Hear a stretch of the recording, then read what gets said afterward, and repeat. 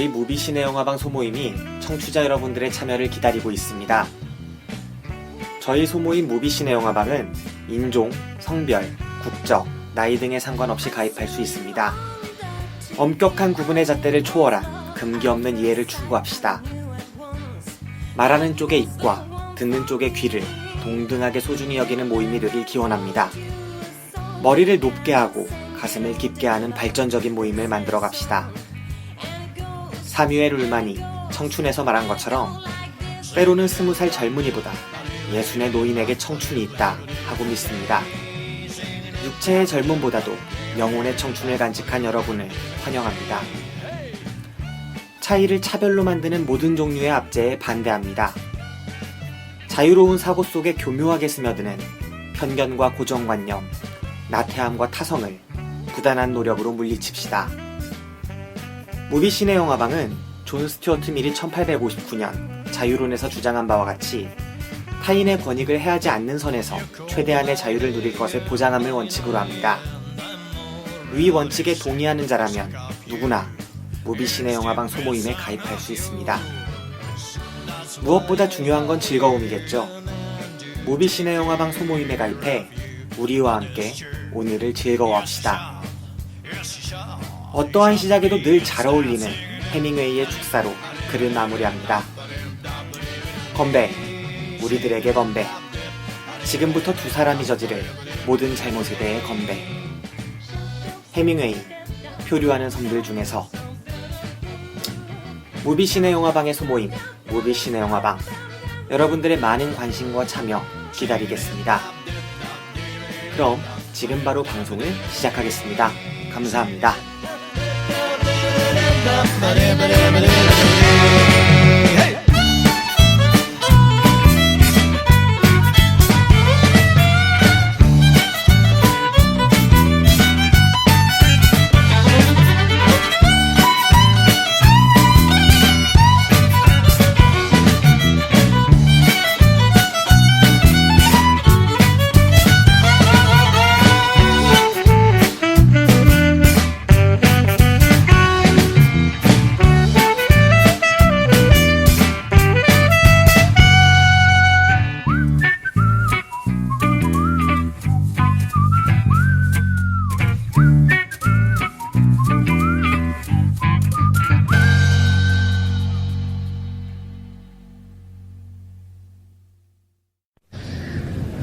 더 쉽게, 더 즐겁게, 그리고 더.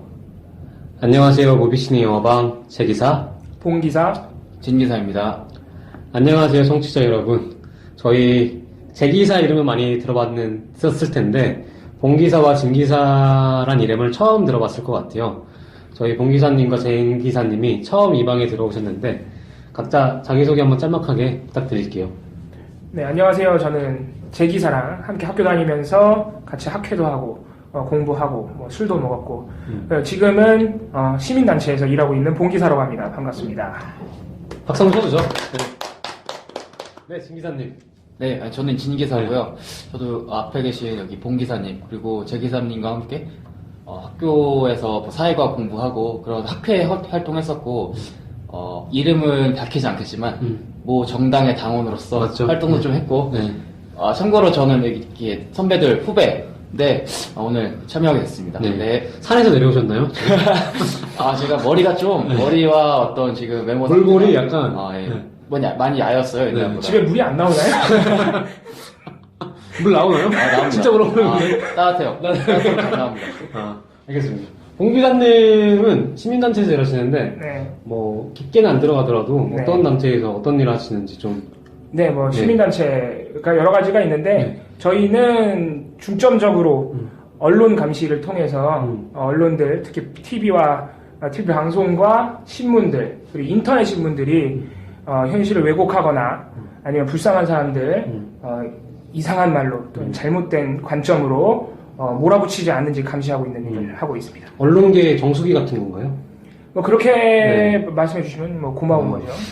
그럼 정수기 너무 세련됐으니까 정수기 숫 이런 거 근데 뭐 저 바깥의 사람들은 이제 언론계 종북단체다 자꾸 이러고 있어가지고 자 우리가 고소도 나가고 그러고 있는데 아무튼 뭐 근근히 네. 정수기로서의 역할을 하려고 노력하고 있습니다. 네. 봉 기사님 그래도 TV에도 많이 나오신 걸로 제가 알고 있거든요. 한 번이요, 한 번. 뭘 자주 나와요. 그때 카톡방에서 엄청 자랑을 하더라고요. 네, 네. 네. 아, 자기가 썼던 어떤 레포트 같은 걸로 TV가 지금 뭐 시사 프로그램이 진행되고 있다고 자랑을 많이 하셨어요. 아, 이거 지금 제 기사님이 하고 계신 팟캐스트랑 똑같이 네. 그냥 우리 단체에서 자체적으로 네. 영상을 제작을 해서 유포를 하고 있는 거죠. 음. 아직 안 나갔는데, 그리고 거기 아, 아직 안 나갔어요. 못 나갔어요. 아직 방송용 얼굴이 아니라고 어. 아직 안 내보내고 있어요. 네. 알겠습니다. 네. 진 기사님은 어떤 공부를 하시고 계시죠? 아, 공부는 저 일단 전공은 철학이고 네. 어떻게 하다 보니까 이중 전공은 경제학인데 음. 둘 다 공부 별로 안 하는 것 같아요. 별로 공부 안 철학과 하고. 경제학 네. 뭔가 거리가 있는 단어 같은데 네. 하필이면 왜- 아, 일단 철학은 왜 시험을 보잖아요. 수능을 봤는데 점수가 약간 인문대쯤이다. 근데 그 중에선 철학이다. 왜 철학이냐 하면 제가 되게 지금은 뭐 그렇게 엄청 좋아하고 관심 있는 건 아닌데 진중권을 굉장히 좋아했어요. 또 진중권이 그 미학이긴 한데 어쨌든 그게 철학이니까 아, 나도 철학 공부 열심히 해서 저렇게 논리적이고 말 잘하는 사람이 되고 싶다. 그런 단편적인 생각을 갖고 일단 철학과에 진행을 했고. 그러면은 지금 자신의 몰골에가 미학적 의견 뭐 전에 아, 이것이 어떤 이런 몰골이지만 죄송합니다. 방송 이렇게 인신 공격해도 되는 겁니까? 아니 이게 어떤 아이스 브레이크. 알겠습니다. 네, 그리고 경제학은 경제학 같은 경우에 그때 이미 학회를 하고 있었어요. 사회과학의 학회를 하고 있었는데 선배들이랑 얘기를 하면서 사회학을 할까 경제학을 할까. 근데 다들 사회학 하지 말라고. 사회학을 왜 하지 말라고 했는지 모르겠어요. 다 사회학 하는 선배들인데 좀 학부에서는 주류 경제학을 좀 공부하는 것도 오케이. 많이 도움이 된다. 라고 얘기를 해서 전공을 신청해서 대해서 하고 있는데 앞길이 막막합니다. 제가 졸업을 빨리 하려면 학점을 많이 들어야 되는데 많이 안 들어서 몇 학점 남았죠 지금? 30학점 남았어요. 그러면은 한 1년 반 정도 더 1년 안에 하는 게 목표인데 네. 어떻게 될지 모르겠습니다. 앞으로 정당한팀을 더 열심히 해주시고요. 그거는 정확히는 모르겠고 내년에 이제 또 선거가 있지 않나요? 그쵸, 내년에 4월에 총선이 있을 거고 네. 근데 당분간은 네. 저는 학교에서 하는 학회 활동에 전념을 하겠다. 네. 그런 생각이고 네, 지금 어떻게 하다 보니까 봉 기사님과 진 기사님과 저와 같은 학회를 했었는데 거기에 지금 수장으로 계시잖아요. 그렇죠. 네, 1년간 했고 이제 끝입니다. 1년만 해서 네. 열심히 했는데 네. 이제 저도 1년간 지쳤고 네. 내년에는 네. 팟캐스트 같은 거 좀 해보고 지금 저희 학회에서 많이 배워가겠다. 어째 그런 말을 좀 했었는데. 네, 그쵸. 네. 저희가 팟캐스트 배울 게 없어요, 사실. 아닙니다. 팟캐스트라는 매체가 또 뉴 미디어잖아요. 네. 뉴 미디어고 되게 엄청난 플랫폼이 많이 없어도 네. 그냥 공부하는 사람들 소소한 친구들끼리도 할 수 있는 매체라서 저희 학회도 좀 팟캐스트를 하나 만들어보자 이런 생각을 갖고 네, 제가 실제로 이거 되게 애청자예요. 그래서 배우고 또 즐거울 것 같아서 왔습니다. 진 기사님이 제가 아는 지인들 분 중에서는 저희 팟캐를 유일하게 꾸준히 들었던 그런 청취자십니다. 유일하게인가요? 네, 거의 유일합니다. 제가 여기 댓글도 썼어요, 전에. 네, 그 다이스. 네, 다이스. 네. 그 소수 의견 보고 댓글도 네, 써가지고. 앞으로 좀 더 달아주세요. 네, 알겠습니다. 네. 아이디 바꿔서 달게요. 진 기사를 바꿔가지고. 네. 국정원입니까? 국정원인가요? 어쨌든, 네, 저희 이제 봉 기사님과 봉 기사님에 대해서 한 가지 더 말을 하자면은 락커십니다 또. 네, 락커셔가지고. 내가 잊고 있던 일을 또 말씀을 하시네요. 제가 대학 군대 막 2011년? 그때 막 군대 제대하고 나서 학회에 들었는데, 저기 멀리서 장발의 한 소녀가 멀리서 담배를 피우고 계시더라고요. 그분이었는데, 그때도 머리가 길었나요? 네, 허리까지만 오셔가지고. 그분이 지금은 이제 머리를 짧게 자르셔가지고. 불과 3, 4년 전 일인데 벌써. 네. 이제 저보다 짧아요? 네. 술도 잘 안 먹어요, 이제. 옛날에는 진짜. 진 기사님은 집에 물이 좀 나왔으면 좋겠네요. 네. 아무튼. 네. 저희 근황 토크는 여기까지 하고, 네. 이제 본격적으로 영화 얘기를 좀 해볼까 해요. 저희 이번 영화는 만나형이 될 것 같아요. 만나형 의미가 뭔지 아시죠? 진 기사님? 제 애청자지만, 네. 그 점은 아직 숙지하지 못했습니다. 저도 잘 기억이 안 나요. 그거는 제가 나중에 알려드리겠습니다. 네, 네. 기억이 나면 알려드릴게요. 그래가지고, 신작보다는 저희가 감명 깊게 본 영화를 위주로 하는 그런 시간인데 이번 영화는 진 기사님이 추천한 영화예요. 브레스트 오프. 네. 직역을 하면 뭐죠? 직역? 네. 이게 속어인데 직역을 하면 저는 원래 뭐라고 생각했냐면 이게 영화가 브라스 밴드가 나오거든요. 네. 그래서 그 브라스 밴드가 없어진다, 오프다 그런 식의 생각을 했어요. 네. 근데 이게 영국 속어고 이게 뜻은 뭐 매우 화났다? 이런 매우 건가? 화났다. 그런 의미를 가진 영화죠. 그리고 영화가 다루고 있는 주제가 음악과 노동, 약간 그런 연관성이 있는 영화인데 어쩌다 보니까 저희 이번 녹음을 하는 저희 멤버들의 연관성이 음악과 노동에 굉장히 어떻게 보면은 연관이 있는 사람들이 모여 있어가지고 저는 참 이 방송에 많은 기대를 하고 있습니다. 기대 부응해 주실 건가요? 글쎄. 네, 저희 짤막하게 이 영화의 예고편 들어보고 다시 본격적인 영화 얘기하도록 하겠습니다. 네. 네, 예고편 듣고 오겠습니다. No bloody money, no bloody job, and what are you gonna do? Fuck off! Bit clumsy with the crockery, old Sandra.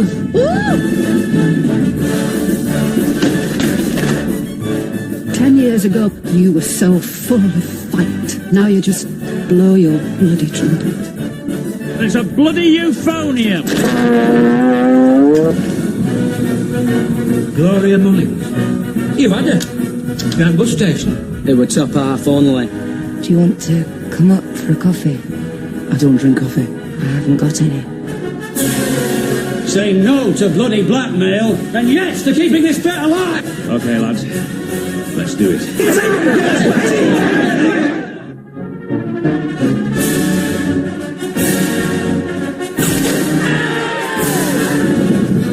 Look, ladies, this is traditionally a male-only excursion.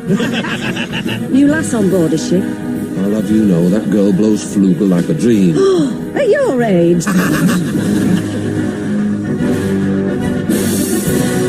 Sex, drugs, and rock and roll, eh, girls? I expect we can do without drugs and rock and roll.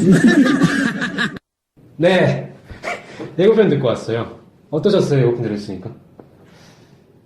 네, 뭐 네. 제가 추천해서 본 영화인데 당연히 다시 생각도 나고 음악이 좋아요. 영화가. 그렇죠. 음악이 좋고. 진 기사님이 이 예고편이 영화다 보니까 이 줄거리에 대해서 좀 못 알아들을, 못 인지하고 계신 청취자를 위해서 짤막하게 줄거리 소개 부탁드릴게요. 줄거리는 일단 시작은 영국의 탄광촌에서 시작을 하고 이 대처 정권 시기를 거치면서 많은 탄광이 폐광이 되거든요. 이 지역도 그것과 마찬가지인데 그 지역에 있는 어떤 그 밴드 연습실이 나와요. 근데 이 밴드 같은 경우에는 탄광과 연기가 돼서 운영되는 밴드인데 굉장히 오랜 역사를 갖고 있고 근데 이 탄광이 문을 닫게 되면서 아마 이 밴드도 없어질 운명에 처한 상황에서 그런 안 좋은 상황에서 각 밴드원들 탄광 광부이자 밴드원들인 사람들이 뭐 어떻게 대처하고 이런 얘기인데 이 중간에 이들이 어떤 큰 대회에도 참가를 하고 뭐 상도 타고 뭐 이런 얘기를 다루는데 뭐 중간에 여러 가지 쟁점들이 나옵니다. 뭐 노사 갈등이라던가 아니면 이 밴드를 어떻게 운영해 갈 것인가 뭐 이런 얘기도 좀 나오고 맞죠? 그런 얘기. 네. 봉 기자님 어떠셨어요?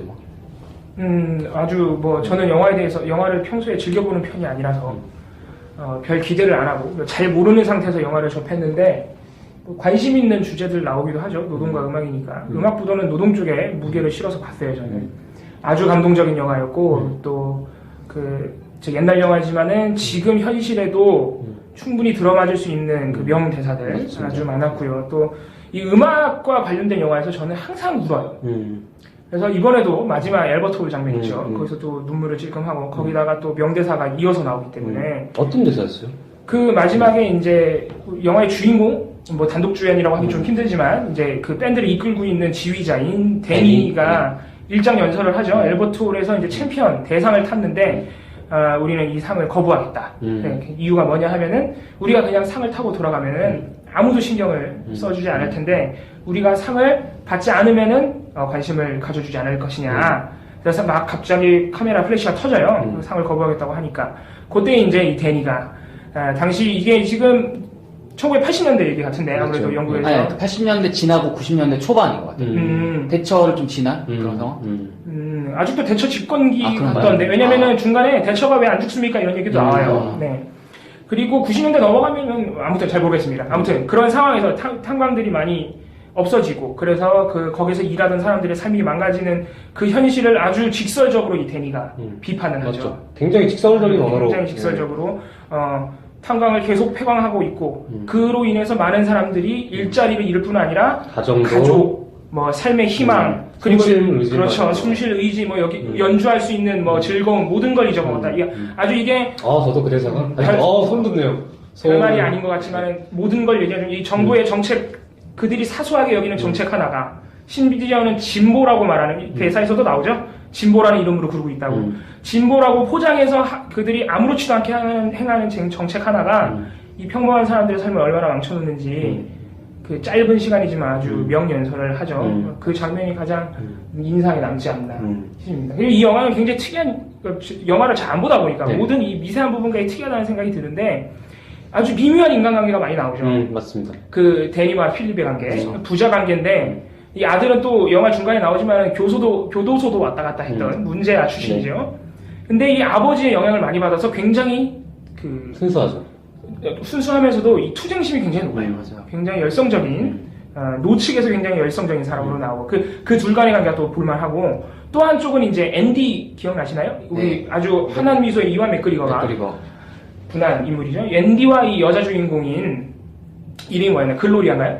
네. 앤디와 글로리아의 관계 또 이 미묘한 관계가 펼쳐져. 이런 인간관계도 재밌게 봤습니다. 부부 관계도 있고. 그렇죠. 네. 부부 관계도 있고. 되게 공사님 녹음 안 하실 것 같이 보시더라고요. 일단 영상. 왜냐면 방금 왔거든요. 방금 봤어요. 방금 다 보고. 근데 봉 기사님 말에 저도 되게 인상 깊었던 게 100% 동의를 하는 게 영화는 개봉이 97년도에 했잖아요. 그리고 다루고 있는 실상은 그보다 더 오래된 20년 전 얘기인데 지금 현실에도 와닿은 것 같아요. 그 영화가 주는 감동은 아직도 현재 진명이고. 그렇습니다. 근데 그 이유는 아까 말한 것처럼 그때 현실과 그런 정부의 정책으로 인해서 파괴되는 개개인들의 일상이 지금에도 동일하게 벌어지고 있기 때문인 것 같아요. 네. 저도 비슷한 생각인데 조금 다른 거는 그러니까 정부의 정책과 그걸 통해서 파괴되는 개인 내 문제뿐만 아니라 여기서 좀 다루고 있는 게 아까 봉 기사님도 필립이랑 데니의 얘기를 하셨잖아요. 그게 좀 저는 보여주고 있는 것 같은 게 좀 데니의 시대와 필립의 시대가 다르다는 점. 데니는 여기서 브라스 밴드의 지휘자이자 필립의 아버지로 나오는 거죠. 네.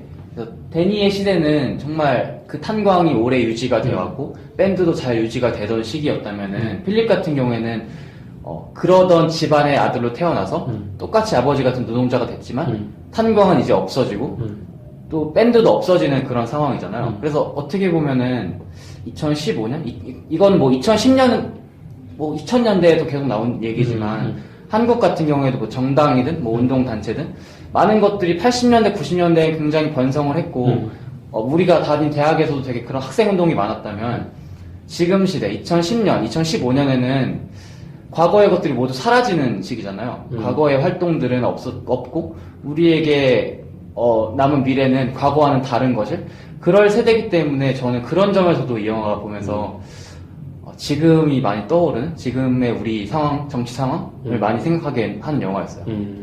데니 아버지 시대의 어떤 유산들이 점점 사라져가는. 네, 사라지고 근데 그러니까 뭐 낡은 것은 사라지지만 새로운 것은 아직 오지 않은 그런 세대의 모습이 뭐 저희 시대와 좀 비슷한 것 같고. 맞네요. 필립을 보면은 미래가 불안해 보이네. 네, 그쵸. 미래가 불안해. 뒤로해 보여. 하지만 그거에 비해서 데니는 되게 확신도 있는 것 같고. 그쵸, 네. 그런 느낌도 드네요. 네. 그리고 데니 같은 캐릭터가 보면은 물론 건강이 안 좋고 뭐 그렇지만 어쨌든 멋있는 퇴장이라는 느낌이 들거든요. 데니의 모습을 보면. 그런데 어쨌든 끝까지 멋있게 퇴장할 수 있는 세대와 이제 우리 세대는 그걸 없고 그러니까 기존의 기반 없이 새로운 것을 다시 만들어 나가는 세대라는 점 그런 점이 좀 맞네. 되게 신선하네요. 데니는 어쨌든 멋있는 퇴장을 했지만 필립에게 남은 거는 빚과 그쵸. 불화된 가정과 네.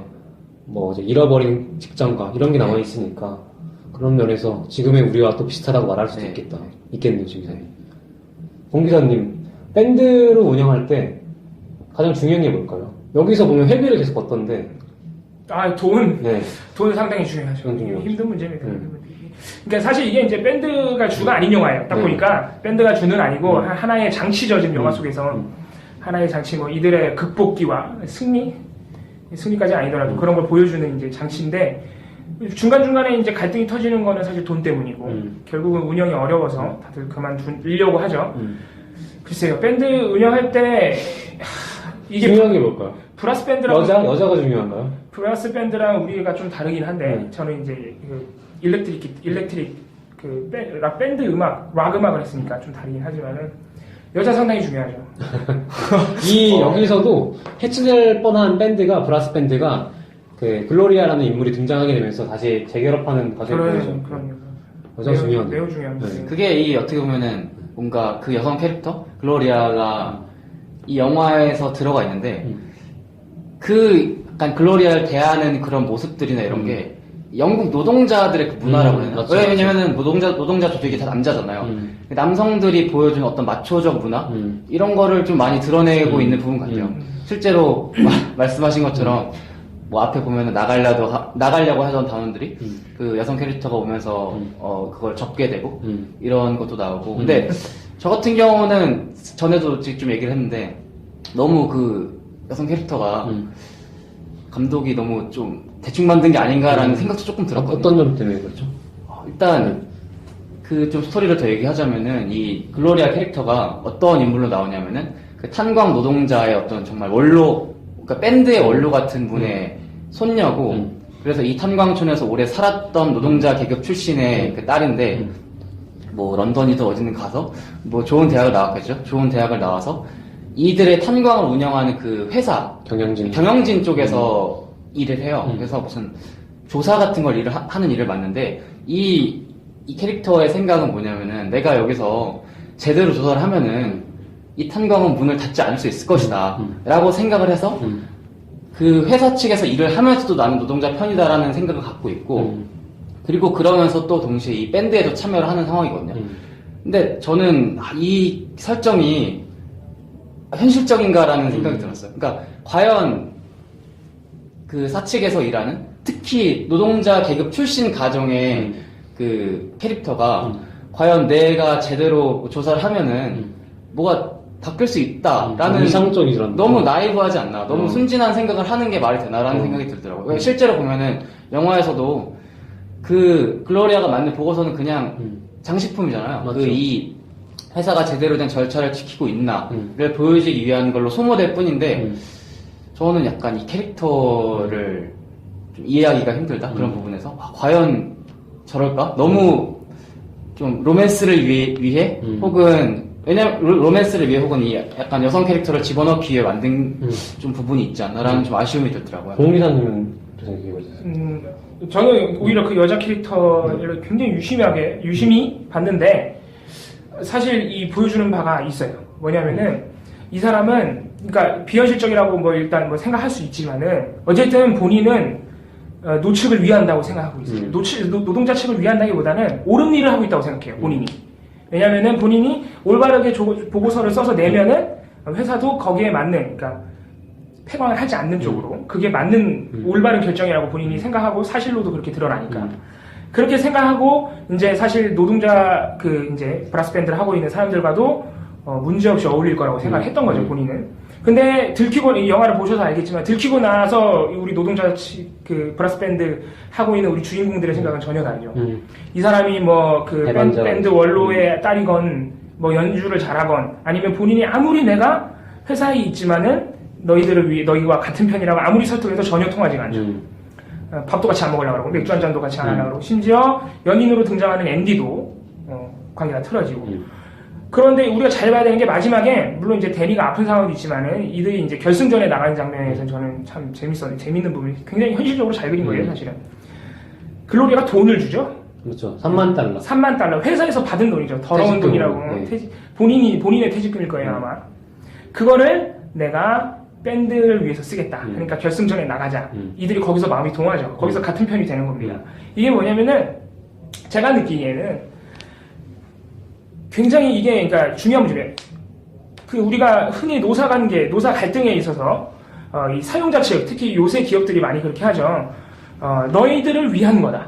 뭐 임금 피크제도 대표적이죠. 너희들을 위한 거고 우리도 큰 그림을 보고 모두가 좋아지기 위해서 이런 일을 하고 있다.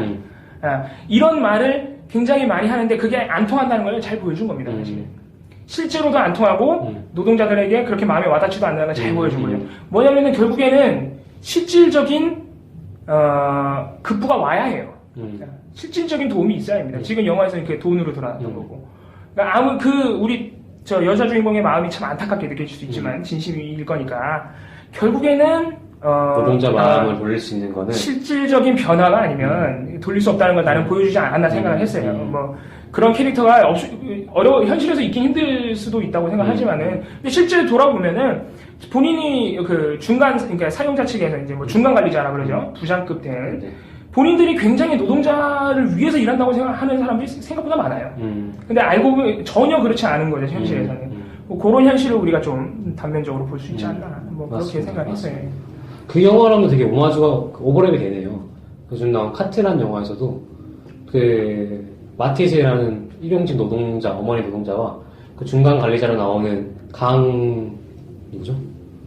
남자 배우가 있는데 그 배우도 되게 딜레마에 빠져가지고 노동자의 편에 서나 아니면 사측에 서야나 하다가 결국에는 노동자 편에 서지만 뭐 그런 역할과 비슷한 역할이지 않나라는 생각도 드네요. 네. 그렇네요. 네, 뭐 그렇게 볼 수도 있을 것 같고 어쨌든 뭔가 저는 그 점이 계속 마음에 걸렸어요. 보면서 너무 나이브하지 않나? 순수하지 않나? 어떻게 저렇게 생각을 할 수가 있지? 라는 사랑 때문일 수도 있을 것 같아요. 사랑 때문이라는 게 어떤 부분이 사랑 때문이에요? 이완 맥그리거를 난 첫사랑인 줄 알았어요. 그래가지고 사랑 때문에. 처음부터 노동자 편이었던 건 아니고 사랑 때문에. 그럴 수도 있겠다. 어쨌든 제가 왜 그러냐면은 저도 사실 영국 안 가봤잖아요. 영국 가보고 싶은데 왜 영국의 노동자라든가 노사 문화 이거에 대해 갖고 있는 이미지가 뭐냐면은 영국 같은 경우에는 이거 신해철이 해준 얘기인데 그 노동자 계급 집안이 있으면 여기서 애가 선생이 되면은 굉장히 싫어한다고 하더라고요. 왜 싫어하죠? 근데 이것도 어떻게 보면 70년대, 80년대 그 어떤 노동자 계급의 이 굳건한 힘이 있던 때일 수 있는데 우리 계급을 배반했다. 이런 얘기를 하는 거예요. 저는 그 정도의 문화가 있는 나라에서 그런 나이브한 생각을 갖고 있는 사람이 있을 수 있구나 라는 의문이 들었는데 생각해보니까 또 대중문화에서 그렇게 다뤄지고 그게 분명히 소비된 거 보면은 영국도 한국이랑 별반 다른 게 없나라는 생각도 좀 들고 저희가 학회에서 또 영국 노동자에 대한 아비투스 이런 거 좀 많이 공부하고 그랬잖아요. 이런 거에 대해서 좀 볼만한 게 있었을까 영화에 대해서? 까마득하네요. 그러니까 그런 어떻게 보면 영국 노동자들의 문화, 그러니까 남성적인 문화인데 그러니까 노동자들이 거기서 되게 영화에서 보면 자부심이 있어요. 맞죠. 그들의 자부심? 되게 신기한 거는 이 브라스 밴드가 어떤 전통 있는 어떤 뭐 밴드들이 아니라 뭐 오케스트라 자체가 아니라 탄광 노동자들의 브라스 밴드인데 그 100년 넘게 이어져 내려오고 있다는 것 자체가 되게 진짜 전통 있는 거죠. 네. 그 그러니까 1881년부터 유지됐다고 나오고 참고로 아까 계속 말했던 데니 이 단장이죠, 뭐 지휘자 이 사람 같은 경우는 이 밴드의 전통을 잇는 것에 무한한 자부심을 갖고 있는 인물이고 이 사람이 그런 얘기를 해요. 처음에는 중요한 건 음악이다라는 식으로 얘기를 해서 그렇게 얘기를 하면서 밴드의 유지가 왜 중요하냐라는 물음에 대해서 이 밴드는 뭐 2번의 세계 대전과 뭐 파업, 많은 파업들 그리고 뭐 대공황 다 거치면서 살아남았다. 우리는 계속 이어져야 된다. 그리고 노조가 입을 닫고 광부들도 입을 열지 못했을 때도 이 밴드의 목소리는 흘러나왔었다라는 식으로 얘기를 해서 되게 멋있거든요. 진짜 멋있었어요, 그게. 근데 저는 그게 되게 낭만적이고 멋있기는 하나 데니 입장에서는 그럴 수 있는데 돌이켜 생각해서 필립의 입장에서 자신의 현실적인 더 중요한 그들의 언어는 더 중요한 문제들을 다 부차하고 심지어 내 아내가 마트에서 애들 먹을 걸 사줄 돈이 없어가지고 빌빌거리고 있는 판에 자기 아버지는 너 우리 대회 나가야 되니까 관현악기 바꿔라. 우리가 이어온 아버지들의 전통 때문에 너네들의 그 생존과 관련된 사사로운 문제들은 무시해버려라. 그러니까 이런 뉘앙스도 느껴졌거든요. 그거에 대해서는 좀 어떻게 생각하세요? 꼰대 같지 않나요? 그건 맞아요. 저도 그런 부분 맞는 것 같아요. 너무 특히 이게 뭐 좀 스포일러처럼 해도 되나요? 상관없어요. 그러면 이게 보면은 네. 초반의 데니와 네. 초반의 데니 캐릭터 자체가 되게 꼰대 같고 음악밖에 모르고 무슨 뭐 파업이든 뭐든 몰라요. 그 되게 단적으로 드러나는 장면이 뭐냐면은 그 데니가 이 자전거를 타면서 막 나가고 있는데 그렇죠. 그 어떤 아줌마가 오늘이라고 해서 되게 본인들 그 준결승 진출 여부, 결승 진출 여부에 되게 관심을 많이 갖는구나 라고 생각을 하는데 알고 보니까 그날이 투표일이었던 거예요. 그 이 폐광을 할지 말지에 대한 투표일. 그런 걸 보면 되게 무관심한 인물 같아요. 그 음악 외의 것에 대해서는. 그리고 본인의 그냥 문화를 지키는 것에 되게 열심인 인물 같은데 그거를 약간 반전시키는 게 마지막 장면에 나온 연설이었던 것 같아요. 그 마지막 장면에 나온 연설, 아까 봉 기사님이 말씀해 주셨던 연설이 그 음악밖에 모르는 데니가 음악과 그 전통을 지키는 것처럼만 보였던 데니가 한 연설이거든요. 그게 보여주는 게 뭐냐면은 저는 데니는 음악으로 싸우고 있었다. 데니는 물론 이게 너무 꼰대 같고 그냥 전통 지키는 것처럼 보일 수도 있겠지만 이 전통을 지키고 음악을 통해서 우리가 노동자의 문화를 만들고 이걸 통해 투쟁할 수 있었다라고 좀 생각을 한 부분이 있다. 그래서 어떻게 보면 마지막에 그냥 한광에서 파업도 물론 의미가 있지만 그 홀 이름이 뭐죠? 앨버트. 네, 앨버트 홀에서 그렇게 발표를 하니까 당연히 언론에서도 더 많이 다뤄졌을 거고 그렇잖아요. 그래서 그 부분에서 뭔가 구세대이긴 하지만 멋있다? 그게 멋있네. 음악으로 싸우고 있었다.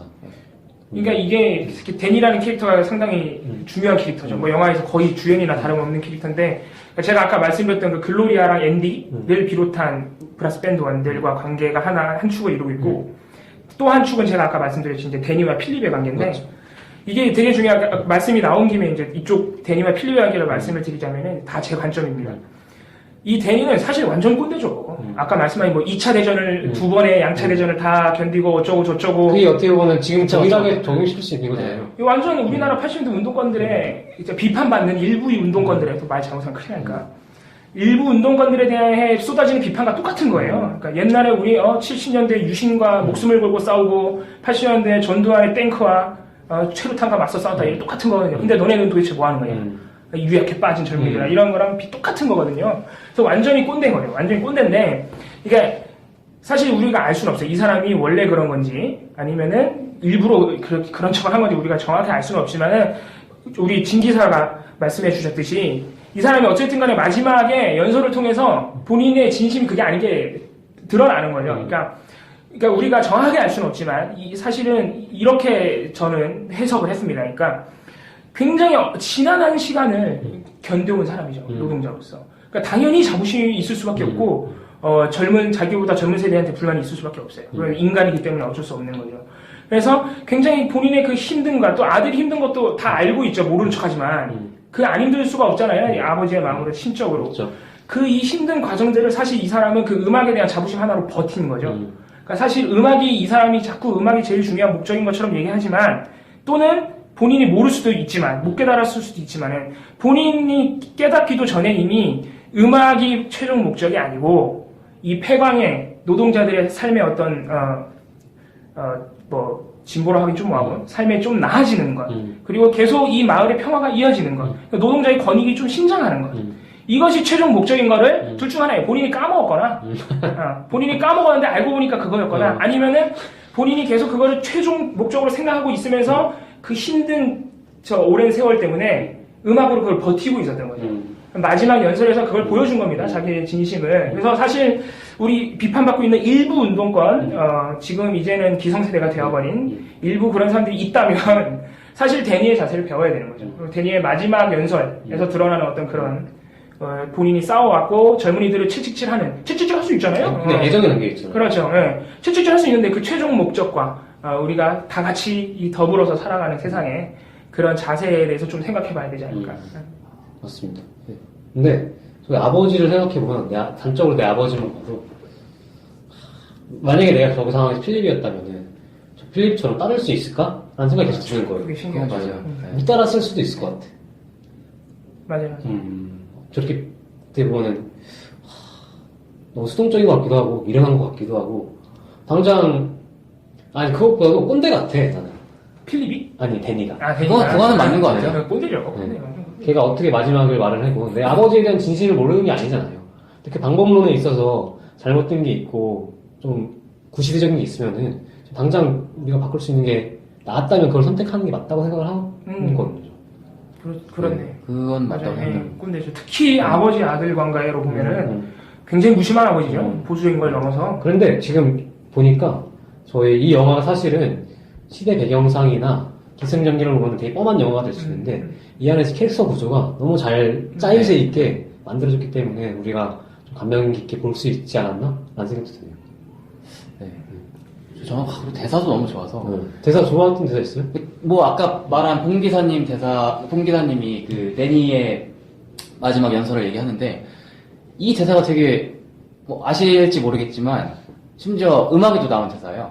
그 천바한바라고 천바한바의 텁 썸띵 열변 뭐 이런 노래에 그 데니의 연설 첫 부분이 나오거든요. 그러니까 중요한 건 음악이 아니다. 중요한 건 사람이다. 그런 게 나오는데 근데 이게 되게 재밌는 게 영화 초반부에는 중요한 건 음악이다라고 밝히는 대사가 나와요. 그래서 그런 것도 좀 재밌게 해놨다라는 생각이 들고. 영화적 장치일 수도 있겠네요. 그렇죠. 중요한 건 뭘까요? 중요한 건 사람이죠. 사람이죠. 사람이죠. 맞네요. 그렇게 돼. 영화에서 정답을 말해줘. 또 하나 굉장히 인상적인 대사는 아까 우리 방송하기 전에 진 기사님이랑 잠깐 얘기했는데 그 아들인 데니의 아들인 필립이 돈 벌려고 삐에로로 알바를 뛰잖아요. 맞습니다. 근데 이제 자기네 가족 다 떠나고 집에 전기도 다 나고 굉장히 어려운 상황에 알바를 나가가지고 흥분을 해가지고 애기들 상대로만 이상한 얘기 해요. 하느님 없다고. 하느님 없다. 그래서 쫓겨나는 와중에 하나님이 있기는 한 겁니까? 그러면은 내 가족들 다 떠나고 노동자 두 명의 목숨을 앗아가고 아버지까지 뺏어가려고 하는 판에 도대체 마가렛 대처는 왜 살아 있습니까? 이런 대사를 하죠. 저희가 사실은 마가렛 대처에 대해서 좀 얘기를 해야 될 것 같아요. 이거 뭐 어떻게 설명을 해야 이 될까요? 우선 시대적인 상황에 대해서 조금 짚고 넘어갈 필요가 있을 것 같아요. 왜 이들이 힘들어했었고 이런 거에 대해서. 마가렛 대처라는 인물을 워낙 상징적인 인물이라서 최대한 짧게 말씀을 드리자면은 그 우리가 지금 살고 있는 흔히들 말하는 이제 자유주의 정치 체제는 우리가 흔히들 이제 자유민주주의라고 얘기하죠. 그리고 플러스 자본주의 체제하에 우리가 살고 있죠. 지금 살고 있는 우리 체제의 기반을 만든 전 세계적인 어떤 구조를 만든 사람 중에 한 명입니다. 그래서 70년대 말, 79년 확실한지 모르겠어요. 아무튼 70년대 말, 80년대 초반에 78년부터 19년 멜검 때부터 해가지고 그렇죠. 그때쯤 70년대 말, 80년대 초에 집권 영국에서 집권을 한 사람이에요. 그래서 굉장히 오랫동안 그 노동당 쪽에서 정권을 잡고 있었는데 그렇죠, 네. 이 정권 교체를 흔히들 말하는 정권 교체를 이뤄내면서 이제 흔히들 말하는 우파 쪽으로 권력이 넘어오게 됩니다. 맞습니다. 그래서 이때 굉장히 여러 가지 배경이 있지만은 그 70년대까지 전 세계 자본주의가 굉장히 호황을 누리고 있었어요. 그래서 대량 생산 체계가 도입이 되면서 이제 기업들이 왕창 생산을 해서 왕창 파는데 이제 노동자들이 막 생겨나서 막 이제 사람들이 돈을 버는 상황이었기 때문에 소비도 그만큼 다 이루어지면서 그렇게 하면서 노동자와 또 경영진, 회사들이, 기업들이 다 같이 성장을 하는 그런 호황의 시대가 70년대 말에 종말을 구합니다. 그러면서 이 종말을 구하면서 이제 뭔가 체제를 바꿔야 된다면서 나온 사람이 이제 미국의 레이건과 그렇죠. 마가렛 대처라, 영국의 마가렛 대처 대표적인 두 사람이 있어요. 그 외에 이제 많은 경제학자들이 있는데 그 사람들이 이제 우리가 흔히 알고 있는 신자유주의라고 말하는 그 사람들입니다. 그래서 이 사람 마가렛 대처의 굉장히 대표적인 이유는 우리 이제 학문적인 이유는 다 차치를 하고 그 이전에 낡아서 이제는 떨어져 나가야 할 경제 체제를 바꾸기 위해서 마가렛 대처가 한 대표적인 사례가 바로 뭐였죠? 광부들의 탄압이죠. 광산을 다 폐광을 시키고 그래서 광부들이 다 들고 일어나니까 그걸 굉장히 잔인한 방식으로 아직까지도 영국에는 큰 후유증이죠. 그렇죠. 네. 그래서 이 사람이 광산뿐만이 아니고 모든 1차 산업을 탄압을 합니다. 왜냐 이제는 산업의 구조를 바꿔야 된다. 옛날처럼 몸 써가지고 막 탄광 캐고 이건 이제 1차 산업도 아니죠 사실. 탄광 캐고 농사 짓고 또 자동차 막 만들고 이런 시대는 이제 갔다. 이런 시대는 갖고 우리가 산업의 구조를 바꿔야 된다. 그래서 나오는 게 사실 금융이라는 부문입니다. 주식시장이라고 우리가 흔히들 말하는 맞죠. 또 이제 보험업을 포함하는 이런 쪽으로 첨단 쪽으로 이동을 해야 한다고 주장을 하면서 이제 그런 기초적인 산업 분야들, 우리가 흔히 말하는 제조업 분야들을 전부 다 탄압을 하죠. 그러니까 탄압을 한다는 게 말이 너무 심한데 축소를 시키죠. 구조조정이라고 우리가 흔히 알고 있는 노동자들을 자르고 필요 없는 굉장히 이렇게 비대해져 있다고 말하는 이 이 제조업 부문의 여러 부분들을 해외에 팔아버리고 해외에 팔면 또 주식이 생기잖아요. 주식이 생기고 또 돈이 생기잖아요. 그런 방식으로 산업구조를 재편하는 과정을 만든 사람입니다. 그래서 사실은 우리 영화에서 볼 수 있듯이 수많은 노동자들이 고통받아야 했던 원흉, 노동자 측에서 보면 원흉이라고 말할 수 있는 사람. 맞죠. 그런 배경 속에서 이 영화가 네. 탄생을 했고 그런 아픔을 가지고 있는 영화이기도 하죠. 진 기자님 좀 더 덧붙일 수 있는. 근데 저는 딴 것보다도 이 마가렛 태처라는 인물 자체가 봉 기사님이 잘 설명해 주셨지만 진짜 상징적인 인물인 것 같아요. 영화에도 되게 많이 나와요. 제가 기억나는 게 킹스맨에서 맞죠. 마가렛 태처 암살을 막은 걸 후회하는 듯한 그런 대사가 나왔던 것 같고 이게 특히 마가렛 태처 시기 그리고 그 시기를 지난 영국의 노동자들 상황을 그린 영화들이 되게 많잖아요. 맞죠. 뭐 우리 좋아하신다고 하시는 빌리 엘리어트나 풀몬티 이런 경우에도 되게 딱 이 시기의 영화고 그리고 마가렛 태처가 제가 알기로 2013년에 죽었어요. 맞죠. 그때 켈로치가 나와서 켈로치가 아마 맞을 텐데 마가렛 태처의 장례식을 민영화하자 라는 식으로 얘기를 해서 되게 화제가 많이 됐던 것 같은데 되게 웃기네요. 야, 또 민영화의 화신이었죠, 네, 또 대처가. 그게 되게 기억이 나고 마가렛 태처가 제가 좀 검색을 해보니까 1990년까지 딱 집권을 했는데 올해 또 해먹었다. 1979년부터 79년. 1990년까지 했는데 삼선을 한 건가요, 그럼? 네, 삼선했죠. 근데 또 그 이후에도 97년까지 또 보수당이 잡아요. 맞아요. 거기에다가 또 나중에 토니 블레어가 다시 정권을 노동당이 재탈환하는데 이것도 좀 의미가 있는 게 대처 이후의 노동당은 그 이전의 노동당과 다른 노동당이 돼요. 되게 신노동당이라고. 신노동당이라고 불리면서 어떻게 보면 30년 가까이가. 그쵸. 대처의 시대였던 것 같아요. 그만큼 대처라는 인물이 영국 역사에서 엄청난 의미를 갖고 있고 그래서 되게 대중문화를 읽는 데 있어서도 중요한 인물이지 않나라는 생각이 듭니다. 그러면은, 저희가 약간 다운될 수도 있으니까, 마거릿인가요? 마가렛. 그냥 마가렛이라고 하지 않나요? 근데 두산백과에 보니까 마거릿 대처. 마거릿은 3호행시 한번 가죠. 마거릿 3행시? 오행시인데 오행시. 5행시 기니까. 아니, 대처로 2행시를 합시다. 대처로 2행시 그래. 네, 대처라는 이름으로 흔히 알려져 있으니까. 홍 기자님, 잠깐만. 진 기자님 준비했나요? 저 못했는데. 잠깐만. 여기 나올 줄 몰랐죠. 네, 설마. 아니, 영어랑 전혀 상관없진 않네, 또. 대처가 나오니까. 대통령님. 저. 처리. 땡! 홍 기자 준비했나요? 뭐 어떻게 돼. 대가리 뽀개지겠네. 처가 문제구나, 이게. 저희가, 끝날 때쯤 한 번 더 할게요. 네, 한번 더 할게요. 기회 한 번 더 드릴게요. 생각하겠습니다. 네. 다른 거 할 거니까, 이걸로 하지 마세요. 네, 알겠습니다. 네. 저희 또 이제, 영화가 사실은 노동 영화만은 또 아니에요. 그쵸, 네. 사실은 저는 느끼기에 많은 주인공들도 있고, 시대적 배경도 있지만, 제가 이 영화에서 가장 주인공이라고 생각하는 존재는, 유형의 것이 아니라 무형인 노래라고 생각하거든요. 음악이 좋았지. 네.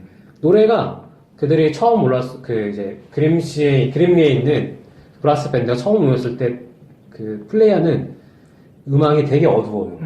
스페인의 되게 유명한 노래인데 엄청 어둡다가 점점 밝아지면서 다 잃어가잖아요, 그들은. 아까 말한 것처럼 다 잃어가는데 음악만은 밝아지거든요. 역시 영화 전공자네, 역시. 그래서 못 읽었습니다, 그런 네. 거. 저도 몰랐어요. 전혀 몰랐어요. 음악만은 마지막 가면 갈수록 점점 이제 밝은 음악으로 변하는데 내가 봤을 때는 음악이 되게 큰 요소이기도 하고 그래.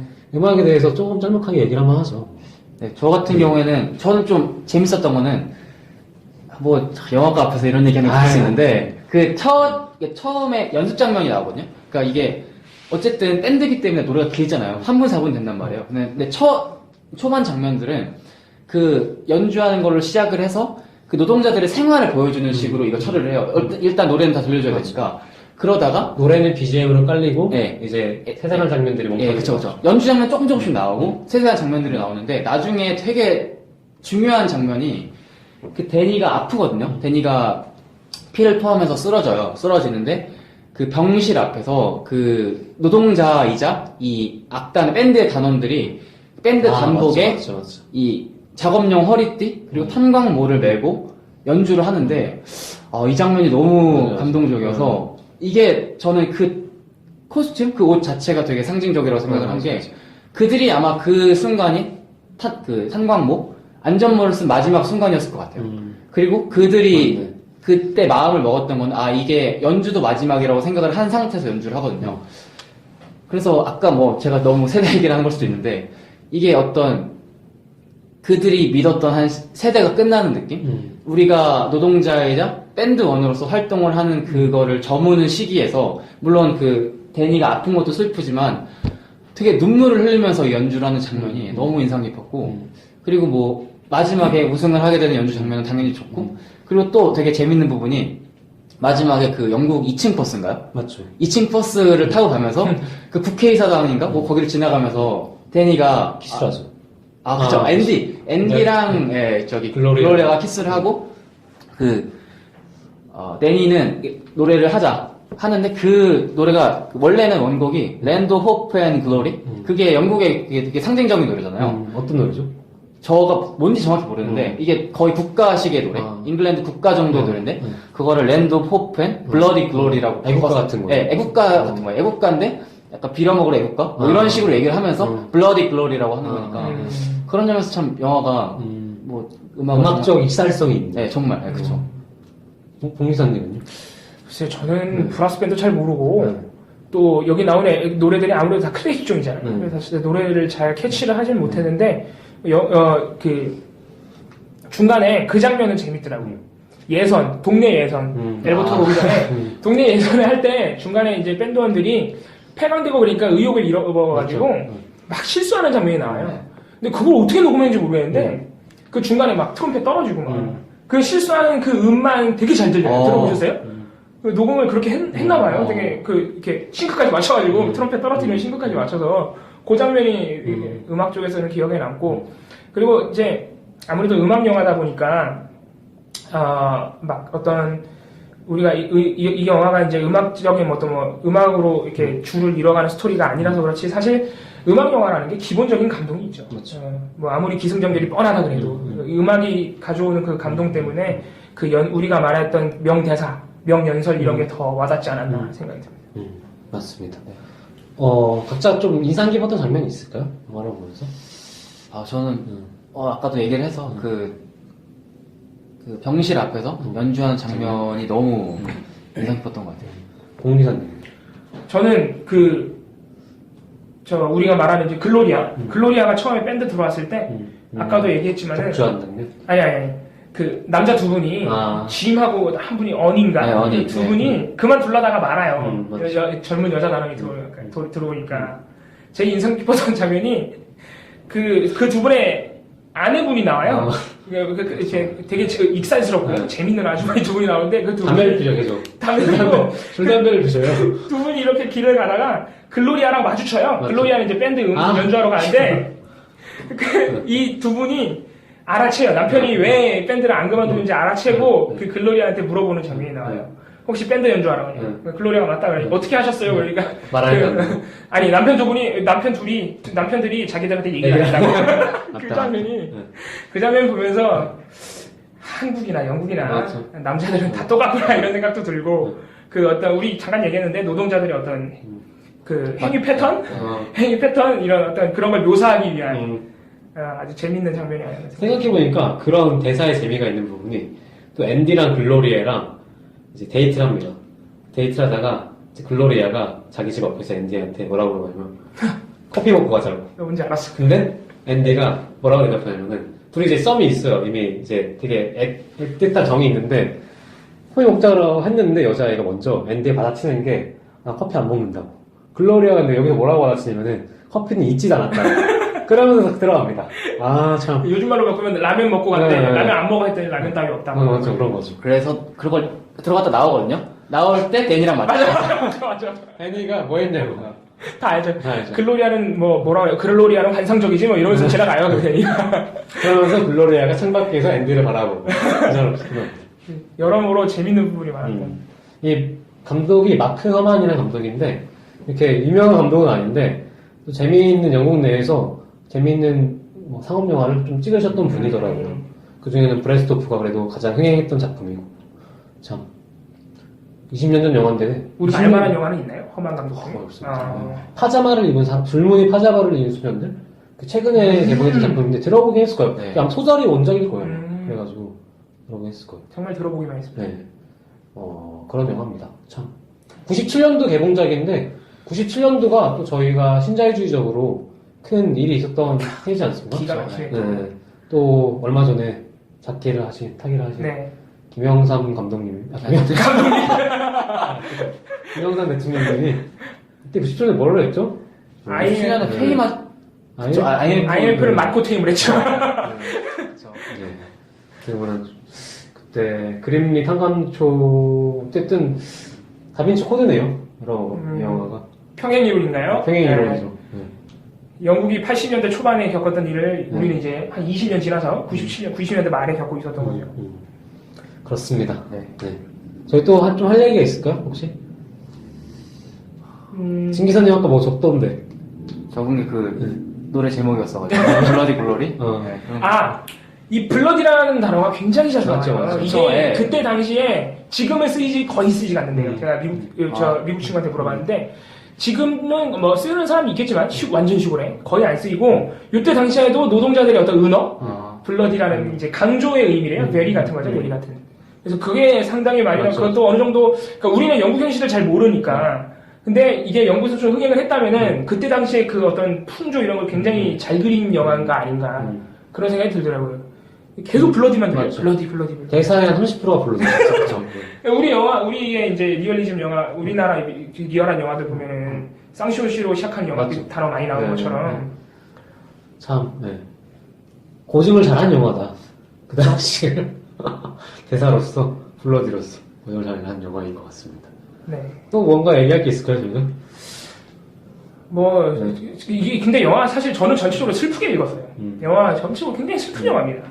특히 필립을 보고 있으면 정말 필립의 인생에 대해서는 저희가 진짜 할 얘기가 많은 것 같아요. 네. 정말 어떻죠, 필립이? 그러니까 필립 같은 경우에는 그 노동자 집안에서 태어나서 노동자가 됐는데 대처의 탄광 폐쇄에 맞서서 파업을 하고 파업에 아마 강경파였을 것 같아요. 하다가 뭐 정직도 당하고 그러다가 뭐 구속도 당하고 빚이 엄청 쌓여있고 가정 파탄 나고 그런 상황이거든요. 근데 이게 생각해보면은 우리나라 같은 경우에도 파업을 하게 되면 되게 그런 정신적인 스트레스, 물질적 그런 고난에 시달리는 분들이 굉장히 많다고 하거든요. 그래서 그걸 되게 잘 보여주는 캐릭터인 것 같아요. 근데 또 하필이면 알바로 삐에로 목장을 입고 그게 엄청 슬프더라고요. 맞아요. 다리 걸을 때 항상 이렇게 걸어요. 그게 너무 익살스럽게 신발이 이렇게 길어가지고 뾱뾱이 소리가 나고 그 분장을 하고 아까 그 대사를 한 거예요. 마거릿 대처럼 왜 살아있습니까? 그러면서 자살 시도까지. 맞다. 자살 시도도 아니야. 정말 이 영화 그래서 전체적으로 슬픈데 그래서 최근에 그 우리나라에서 이제 화제가 되었던 웹툰 기반의 송곳이라는 드라마가 나와서 저는 상당히 많이 생각이 났어요. 거기 또 명대사가 많이 나오잖아요. 그 드라마에 어떻게 보면 지금 상황을 그린 그것도 지금 상황은 아닌데 사실 2000년 초반의 상황인데 지금의 현실과 그때 20년 전, 30년 전 영국의 상황과 잘 맞닿아 있다는 게 상당히 많이 드러납니다. 그러니까 우리가 이제 흔히 특히 우리나라에서 이제 노조에 대한 그 시각이 너무 좋지가 않아서 만약에 이 팟캐스트 방송을 듣고 계신 분들 중에도 그런 분들이 계시다면 한 가지 좀 이해해 주셨으면 하는 게 우리 영화를 보시면 알겠지만 필립은 되게 착한 사람이에요. 그러니까 어떻게 보면 철없는 거고 되게 착한 거죠. 그러니까 어렸을 때 막 사고 치고 평범한 사람이죠. 그래서 뭐 교도소도 왔다 갔다 하고 제가 볼 때는 이 사람이 강경파가 된 건 100% 아버지 때문이에요. 아버지 때문에 탄광총 광부가 됐을 것이고 아버지 때문에 밴드를 했을 것이고 아버지가 노동자들이랑 같이 투쟁을 하고 하니까 본인도 투쟁을 했을 거예요. 그러다가 이제 강경파가 됐겠죠. 그래서 보통 그렇게 노조에서 정말 목숨을 걸고 싸우는 사람들은 우리나라에서 시각이 잘못 박혀 있는 것처럼 종북 빨갱이 또는 정권 체제 전복을 위해서 그렇게 하는 사람들이 아니고 그게 그냥 자기 생활의 일부였던 사람들이에요. 그러니까 그게 아니면은 죽는 사람들인 겁니다. 되게 평범한 사람인 거예요. 그러니까 목숨을 걸고 싸울 수밖에 없는 거예요. 첫 번째는 자기 일자리가 걸려 있는 거고, 두 번째는 자기 가족들이 걸려 있는 거고, 세 번째 그냥 일반적인 인간관계가 걸려 있을 수도 있는 거예요. 내 친구들, 내 가족 또는 이런 사람들에게 걸려 있다 보니까 어쩔 수 없이 그렇게 계속 투쟁을 하는 거죠. 가장 중요한 건 생계가 걸려 있는 거고. 왜냐하면 이 보통 사람들은 그 일자리가 아니면은 굶어 죽지 않습니까? 가족들이 다 같이. 그래서 이게 우리 그런 시각에 대해서 좀 더 좋은 이 영화가 좀 더 그런 시각을 바꾸는 데 오히려 도움이 되지 않을까 싶어요. 왜냐면 우리나라 사람들 또 영국, 미국 하면 되게 좋게 바라보기 때문에. 그렇잖아요? 네.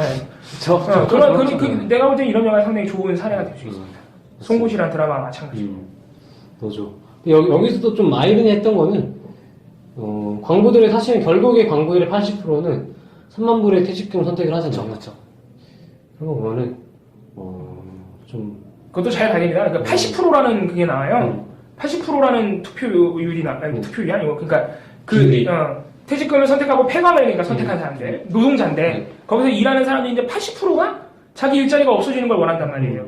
이건 사실 말이 안 되는 상황이죠. 그러니까 영화 내에서도 그 우리 여자 주인공인 글로리아가 회사 간부들이랑 이렇게 잘리기 전에 다툼을 벌이는 장면에 보면은 조작이라고 하죠. 이거 다 조작된 거 아닙니까? 2주 전에 다 조작돼 있는 거잖아요. 그랬더니 그 회사 간부들이 2년 전에 그러죠. 2년 전에 이미 다 정해져 있다고 말하죠. 그러니까 이거는 그러니까 영화상에 나오진 않지만은 사실 상당한 우리 지금도 삼성 반도체로 인해서 목숨을 잃은 분들이 싸우고 계신데 엄청난 매수 이런 의혹이 들어옵니다. 돈 줄 테니까 그만합시다. 한두 푼도 아니에요. 몇 천만 원 단위로 불러냅니다. 그런 영화가 있죠 또. 있었나요? 반도체, 삼성 반도체? 또 하나 이거. 맞다. 박철민 씨 나왔던. 그러니까 우리 지금 브레스트 오프 영화에 나오진 않지만은 사실 여기서도 그런 과정이 있었던 겁니다. 계속 반대쪽 노동자로 비춰지는 하면 몸 건장한 그 노동자 있잖아요. 그런 사람이 이제 대표적인 앞자리의 역할을 했겠죠. 그런 것도 우리가 어느 정도 이렇게 엿볼 수 있는 사실 영화가 아니었나. 이 영화가 사실 상당히 좋은 거는 못 이겨요. 그쵸. 사실 못 이긴 거죠. 사실 못 이긴 거예요. 그러니까 저는 이제 영화 후반부로 갈수록 이 영화가 과연 뻔해서 그냥 그렇고 그런 영화인지 아니면 정말 현실을 잘 그린 영화인지 끝까지 잘 그렸는지 한번 보자. 마지막에 승리로 안 그린 게 이 영화의 사실 가장 중요한 포인트가 아닌가. 그쵸. 폐광하고 대신 그 목소리가 기억에 남는 그렇게 끝나죠. 영화도. 이 사람들의 삶이 나중에 하나도 없어요. 이 사람들 런던에서 이기고 이제 연주하면서 끝나잖아요. 이 사람들 그냥 망한 상태로 끝난 거예요, 사실상. 그러니까 어떻게 보면 이 영화는 97년도에 개봉했으니까 한 10년 뒤에 자기네들 상황을 그린 거랑 10년도 더 지나서. 그러니까 어떻게 보면 그때의 이 아픔이 아직 끝나지 않았다. 이런 거를 보여주고 있지 않나. 데니의 바램도 이루어졌네요. 탄광은 폐쇄됐지만 사람들의 기억에 남아서 그쵸. 영화로 만들어지고 또 우리한테도 이렇게 전파가 되는 거 보니까 참 좋은 영화 추천해 주셔서 감사합니다. 정말 좋은 영화. 다행이에요. 되게 추천하면서 저희가 걱정 많이 했는데 다행입니다. 저도 계속 영화를 많이 봤는데 극장에서 본 영화들이 대부분 좀 재미가 없는 경우가 많은데 이 영화는 PC방에서 봤어요. 제가 지금 집에서 인터넷이 안 돼가지고 PC방에서 봤는데 집에 물이 안 나오고 집에 전기가 안 들어 인터넷이 안 들어오고 근데 주변에서 막 게임을 하잖아요. 근데 내가 집중해서 보게 되더라고요. 재밌더라고요. 저희 무비치는 영화방에 마지막 코스인 이 영화를 이제 청취자들에게 추천하는지 비추천하는지 혹은 보든지 말든지라고 고말을 하든지 그걸 하나 선택해주고 그 이유에 대해서 돌아가면서 얘기를 한번 해볼까요? 공개사님 저부터 하나요? 저는 강력하게 추천을 합니다. 첫 번째 이유. 우리나라에서 보기 힘든 노동자의 삶을 그리면서도 유쾌한 영화다. 전체적으로 슬프지만 재밌게 볼 수 있는 영화다. 두 번째. 우리나라가 지금 처해 있는 현실을 그대로 담아내고 있는 영화이기도 하다. 이렇게 두 가지 이유로 강력 추천하겠습니다. 김 기사님? 저도 추천하겠습니다. 추천 이유는 일단 음악 영화의 힘이 큰 것 같아요. 아까 봉 기사님도 말씀하셨지만 음악이 있으면 또 가슴을 울리는 부분이 있고 저 같은 경우에는 되게 이 영화를 보면서 느낀 게 뭐냐면 저 같은 경우에 읽은 책 중에 더 레프트라는 책이 있습니다. 저희 학교에서 같이 읽었던 두꺼운 시간인가요? 천쪽이에요, 천쪽. 뿌리와 이파리에서 나온 책인데 제가 외웠어요. 출판사도 외우고 제프 일리라는 분이 쓴 책인데 이게 이름은 누구나 알지만 아무도 읽지 않은 책인데 여기에 되게 노동자 문화에 대한 얘기가 많이 나와요. 근데 여기 나오는 얘기 중에 기억나는 게 뭐냐면 노동자 문화 혹은 이런 대항적 문화가 두 가지로 많이 뻗어갔다고 얘기를 하는데 그냥 노동자 조직이 기존에 있는 문화 여기서 말하는 브라스 밴드죠. 브라스 밴드든 무슨 시 낭송 대회든 소설 모임이든 그냥 기존의 문화들을 계속 하는 식의 하나의 노동자 문화가 있고 하나는 그런 노동자들이 정말 문화도 어떻게 보면 아방가르드한 급진적이고 전위적인 그런 예술을 하는 그런 두 가지로 나아갔다고 얘기가 나오는데 앞에 말한 그런 일반적인 어떻게 보면은 사실 브라스 밴드의 음악 자체가 대단히 저항적이지 않잖아요. 그냥 열심히 그 안에서 연주하는 거고 근데 그걸로 어떻게 싸우는지를 조금 감동적이게 보여준 영화여서 그냥 책으로만 읽던 거를 이렇게 영화로 보니까 굉장히 와닿았어요. 그래서 그런 저처럼 이런 정치나 음악과 정치의 뭔가 결합, 음악으로 어떻게 싸울 것인가 이런 역사들을 보고 싶은 분에게 굉장히 추천하는 영화고 그냥 이렇게 말하면 또 너무 한정지는 것 같은데 정말 재밌어요. 영화 자체가 재밌어요. 네. 저도 강추드릴게요. 이유는 이하 동문입니다. 제가 되게 영화를 보면서 재미가 없었던 경우가 너무 많아요. 최근에 뭐 하늘을 걷는 남자부터 해서 이렇게 딱히 마음에 심금을 울린다는 표현을, 그러니까 마음을 좀 움직일 수 있는 영화가 없었는데 이 영화는 진짜 20년이 더 된다는 영화인데도 불구하고 너무 재밌어요. 너무 감동이 되고 감정이입해서 볼 수 있는 영화라서 적극 추천해드립니다. 개인적으로는 정말 이 직장인 되고 나서 마가렛 대처를 까먹었어요. 진짜 이 영화 때문에 마가렛 대처를 다시 생각하고. 그리고 저희 다음 코스에 이제 연간 추천 영화 하나씩 얘기해보죠. 이거는 진기사님부터? 저 같은 경우에는 이게 아까도 얘기했지만 어떻게 보면 슬프거든요. 슬퍼서 이 시기, 그러니까 이 폐광 이후의 시기를 조금 유쾌하게 다룬 영화가 있어요. 되게 유명한 영화인데 풀몬티라고. 풀몬티 같은 경우에도 똑같이 탄광 나오고 이 되게 탄광초는 그 도시 구조도 비슷한지 되게 비슷해요. 근데 그 상황에서 이 굉장히 자신감을 상실한 노동자들이 스트립 댄스를 통해서 자존감을 찾는 얘기인데 굉장히 그 영화도 물론 슬픔 속의 유쾌함이긴 하지만 유쾌하고 그리고 영화는 그 정도 추천하고 싶고 뭐 책도 하나. 책 같은 경우에는 제가 많이 준비해 오셨네요 오늘. 제가 워낙 좋아하는 영화라서 책도 아까 말한 더 레프트가 정말 좋은 책이거든요. 근데 물론 이게 가격이 상당히 비쌉니다. 뿌리와 이파리 45,000원인가요? 5만원인가? 그래서 이걸 사보기 좀 그렇고 이거를 도서관 같은 데서 가셔가지고 시간이 남으시면은 보시면 정말 좋을 것 같고 특히 문화를 다룬 부분이 되게 잘 나와 있어요. 그래서 그 책은 자측의 뭐 저항 문화라든지 자측의 역사를 다루는 건가요? 그냥 그 유럽 이게 그냥 진보 정치의 역사라고 보면 될 것 같아요. 왜냐면은 이 유럽의 진보 정치라는 게 굉장히 다양한 흐름들이 있거든요. 그걸 1000쪽이라는 분량 안에 되게 1848년부터 2000년까지 열심히 담아놨는데 그냥 단순하게 뭐 노사관계, 투쟁 이것뿐만 아니라 문화를 통한 싸움에 대해서 되게 잘 그려놨어요. 그래서 그 부분만 보시면 되게 재밌을 것 같다라는 생각이 들고 그렇습니다. 음악도 아까 말한 톱 썸씽 첨부한바 많이 준비했네. 제가 말한 영화라서 아무래도 좀 부담이 돼서 준비했습니다. 그 노래도 들으면 좋을 것 같아요. 청취자분들 더 레프트와 풀몬티 그리고 톱 썸띵 첨부한바의 톱 썸씽 한번 들어보시고 읽어보시고 한번 봤으면 좋겠습니다. 봉기사님은요? 저는 아까도 말씀드렸지만 영화를 잘 몰라요. 그래서 아까 우리 빌리 엘리어트 똑같이 마가렛 대처 시기에 영국 상황을 그린 영화 추천하고요. 전 그 영화도 안 봐서 잘 모릅니다. 근데 저는 드라마 추천드릴게요. 드라마 아까도 말씀드렸는데 JTBC 홈페이지 들어가시면은 송곳 제 다시 보기가 가능하니까 송곳 추천드리고 송곳 이행시 한번 갈까요? 송곳 한번 가죠. 송곳 같은 사람은 곳곳에 있다. 괜찮은데? 좀 부족한데요?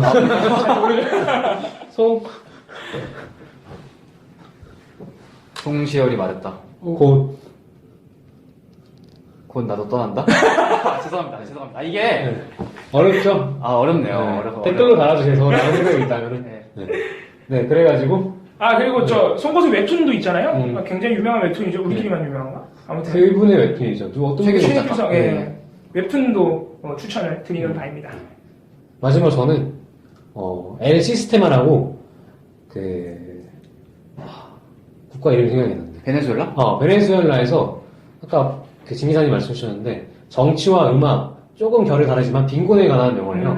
그래서 빈곤을 어떻게 음악적으로 치유를 하는지에 대한 실험적인 작품인데, 보시면은 음악의 위대함에 대해서 한 번 더 느낄 수 있는 영화이기 때문에 이 영화 한번 추천해드립니다.